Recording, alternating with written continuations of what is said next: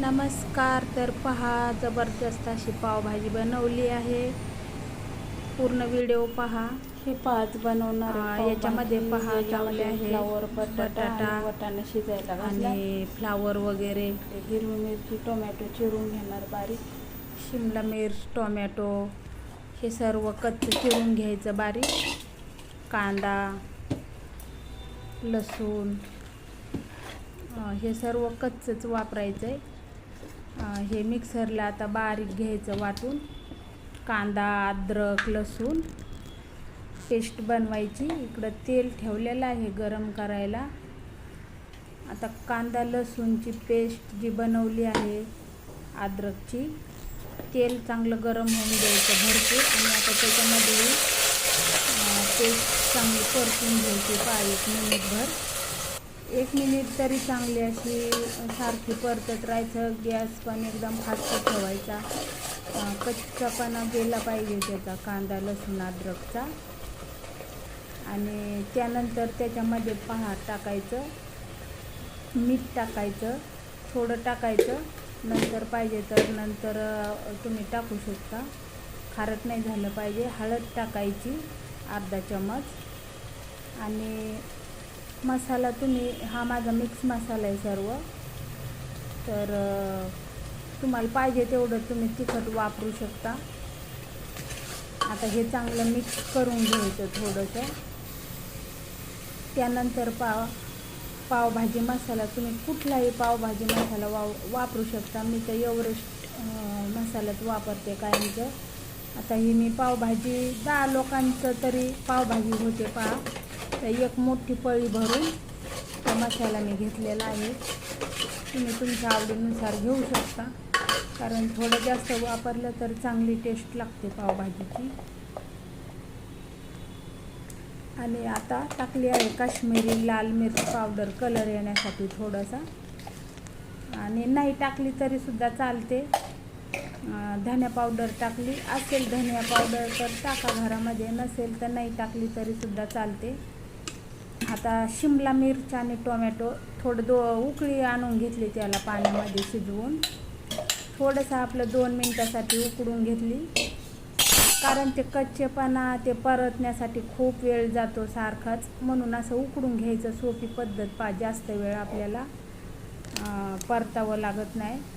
मग आता मिक्सरला पेस्ट बनवून घेतली. लहान मुलांचं कसं असतं, तुकडे आले शिमला मिर्च टोमॅटोचं का खात नाही, म्हणून अशी बारीक पेस्ट करून घ्यायची. लहान मुलं खूप आवडीने भाजी खातात ही, आणि जीवनसत्व जातं मग त्यांच्या पोटामध्ये चांगलं.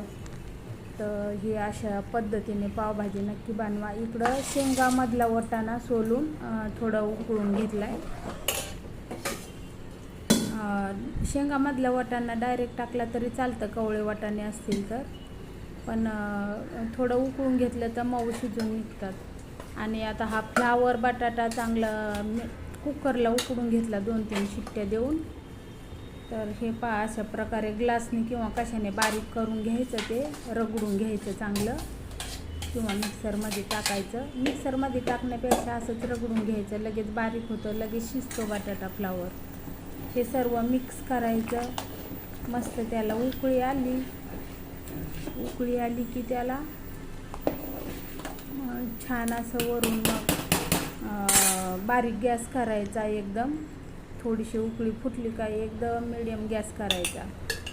आणि छान अशी हिरवीगार कोथिंबीर घेतली आहे चिरून, त्याच्यामध्ये टाकायचं थोडंसं तूप. बटर असेल तर बटर टाकू शकता. मी घरी बनवलेलं तूप आहे म्हणून मी तूप टाकलं 1 मोठा चमच भरून. आता त्याच्यावर मस्त कोथिंबीर टाकायची. आणि लहान मुलांना अशी कच्ची कोथिंबीर आवडत नाही वरून ना, म्हणून मग आधीच टाकायची, म्हणजे छान शिजून बी निघते. त्याचं पण जीवनसत्व जातं त्या पावभाजीमध्ये. आपल्याला पाहिजे तर वरून आपण घेऊन खाऊ शकतो ती कोथिंबीर. आणि इकडे पहा आता तवा ठेवला, पावभाजी तयार झाली आपली मस्त झणझणीत एकदम. एकदा अशा प्रकारे तुम्ही पावभाजी बनवा, खा. कधीच तुम्ही बाहेरची पावभाजी खाणार नाही, एवढी चविष्ट. घरामध्ये 2 टाईम आपण खाऊ शकतो पहा, घरच्या घरी बनवली तर. आता तवा ठेवला आहे गरम करायला पाव भाजायला. तर पाव कशा प्रकारे भाजायचे तुम्ही बटर लावू शकता किंवा तूप लावू शकता. मी तर जास्त करून तुपाचाच वापर करते, घरीच तूप बनवते म्हणून घरामध्ये तूप असतं आपलं, घरातलंच तूप मग आपलं वापरायचं किंवा बाहेरचं आणलेलं वापरू शकता तूप. हे खूप जर पाव भाजायचे असतील, खूप जण जेवायला असतील तर पटापट अशा प्रकारे पाव भाजा तुम्ही, काहीच वेळ लागत नाही त्याला, पटापट भाजून होतात. पण पावभाजीला तर पाव भाजलेलेच पाहिजे तरच छान मजा येते खायला. आणि अजून हा पाव चिरून टाकलाय असा, म्हणजे मधून भाग करून अशा प्रकारे पण दोन्ही साईडने तुम्ही भाजू शकता पाव. ते तर अजूनच छान लागतं, एकदम चविष्ट. असा मधून असं चीर पाडून त्याला भाजू शकता तुम्ही, तर ते अजूनच छान लागतं मग खायला. अशा प्रकारे नक्की पावभाजी एकदा बनवून पहा. खूप सोपं आहे आणि खूप पोटभर अगदी खाऊ शकतो आपण. हे असं अमूल बटर असेल तर ते पण तुम्ही टाकू शकता. पहा, त्यांनी सुद्धा पावभाजी सुद्धा ते सुद्धा चवदार लागतं. भाजीमध्ये सुद्धा टाकू शकतो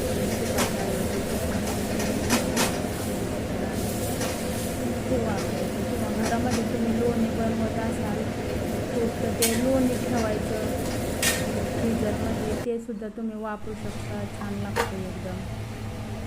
हे इकडं आता घेतलं छान मस्त पाव भाजून, कोथिंबीर, कांदा बारीक चिरून आणि लिंबू, एवढं जबरदस्त. तुम्ही हॉटेलचं काय कुठलीच पावभाजी खाणार नाही. एकदा अशा प्रकारे नक्की बनवून पहा तुम्ही, अशी जबरदस्त पावभाजी लागते.